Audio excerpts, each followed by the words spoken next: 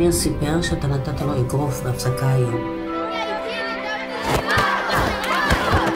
דבר על הסוף. אז אתה תרביץ לכל אחד שידבר על האח שלך.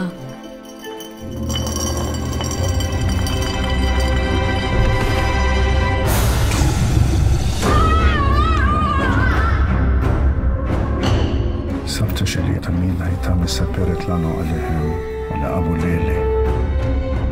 ואם הם היו מופיעים, רק בפני ילדים מיוחדים.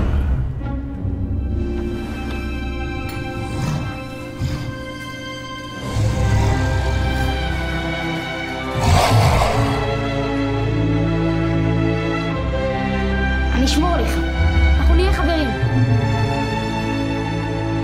רוצה להתמסר איתי? זה אחד שלנו! אסור שאף אחד ידע עליך.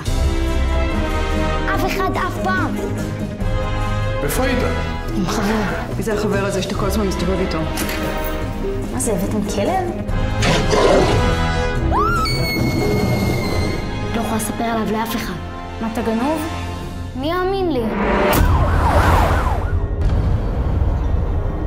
אתה יודע איך אתה תופס משהו שאתה לא יכול לראות?